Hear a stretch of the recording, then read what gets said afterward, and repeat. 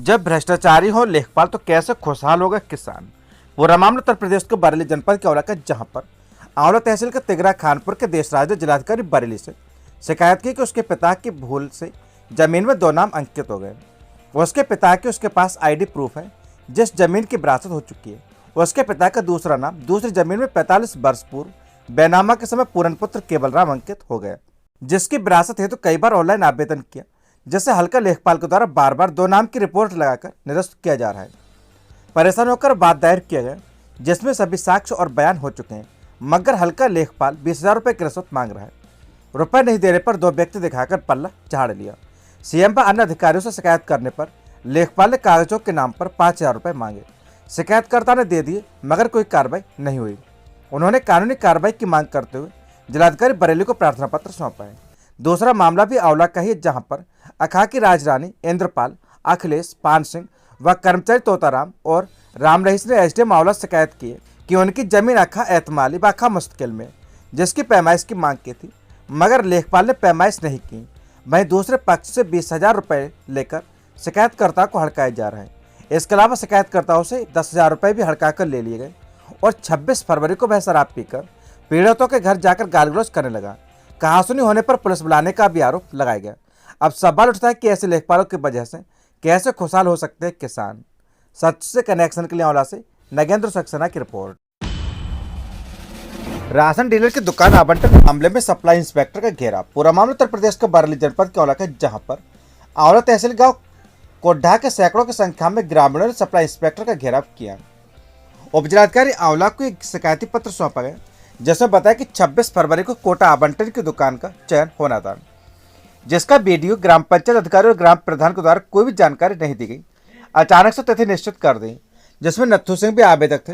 चयन के दौरान नत्थू सिंह के पक्ष में लगभग 700 लोग जबकि दूसरे पक्ष के मात्र 50 लोग थे। ऐसी स्थिति में उस दिन चयन प्रक्रिया को कैंसिल कर दिया गया। इसका आरोप नत्थू सिंह के द्वारा एडीओ बीडीओ ग्राम प्रधान पर लगाया गया।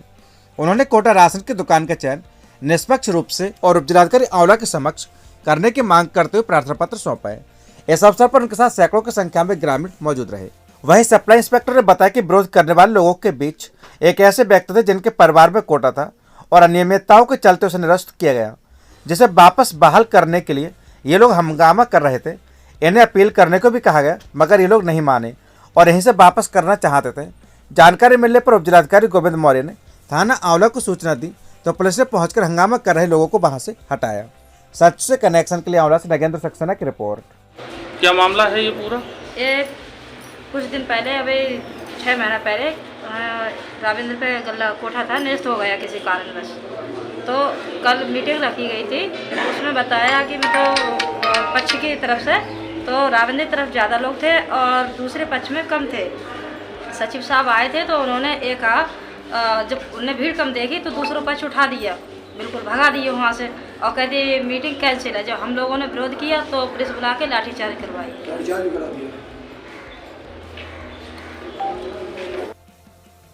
क्या मामला है ये पूरा? मामला सर ये है, पत्रकार बंधुओं को नमन करते हुए मैं सबको करता हूँ। समस्या मेरे बेटे के नाम कोटा की दुकान थी।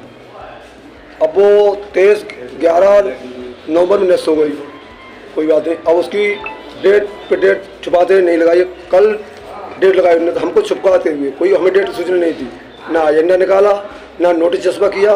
प्रधान ने और बीडीओ ने एडीओ ने मिलकर षड्यंत्र तय तारीख लगाई, जबकि नियम है कि अगर कोई प्रस्ताव होता है किसी दुकान का तो उसको एजेंडा निकाला जाता है, गाँव में सूचना दी जाती है, रेड लगवाई जाती है चौकीदार द्वारा और उसके बाद नोटिस जस्बा किया जाता है ब्लॉक में। मतलब कोई किसी को सूचना नहीं के षड्यंत्र तहत प्रधान ने, एडीओ पंचायत ने, बीडीओ ने।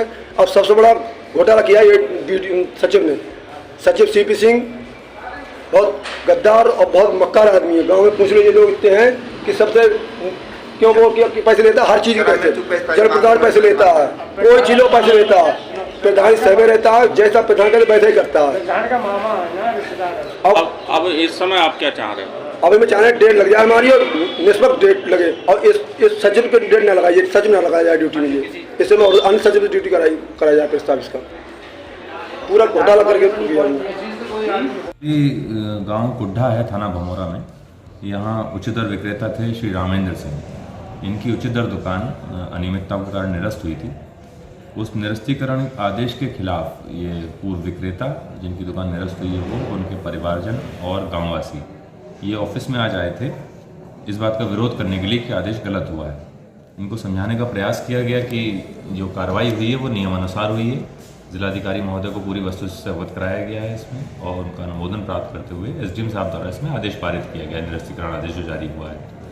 और यदि उनको इस निरस्तीकरण आदेश से कोई शिकायत है तो इसके लिए वो अपील में भी जा सकते हैं, लेकिन वो समझने के लिए तैयार नहीं थे इस बात को कि बस यहीं से वो चाहते थे कि दुकान उनकी वापस बहाल कर दी जाए, जो कि संभव नहीं है। इसी बात के लेकर वो हंगामा कर रहे थे। तो तत्काल इसकी सूचना उप जिलाधिकारी महोदय को दी गई और उप जिलाधिकारी महोदय द्वारा थाना आंवला पुलिस की मदद से गाँव वासियों को कार्यालय से जो हंगामा कर रहे थे उनको यहाँ से कार्यालय से बाहर करवाया गया। दबंग के डर से गांव छोड़ बैठे लोग। पूरा मामला उत्तर प्रदेश के बरेली जनपद के आंवला का, जहां पर आंवला के कटसारी के अनमोल पाठक व गोपाल पाठक ने एसडीएम आंवला से शिकायत की है कि कुछ समय पूर्व आरोपी लोगों से उनका झगड़ा हुआ था। आरोपियों की दबंगई से डरकर उन्होंने गांव छोड़ दिया। ऐसे में उनकी खेती नहीं हो पा रही है। आरोपी लोग उन्हें जान से मारने की धमकी दे रहे हैं। उन्होंने आवश्यक कानूनी कार्रवाई की मांग करते हुए शिकायती पत्र सौंपा है। सच से कनेक्शन के लिए आंवला से नगेंद्र सक्सेना की रिपोर्ट।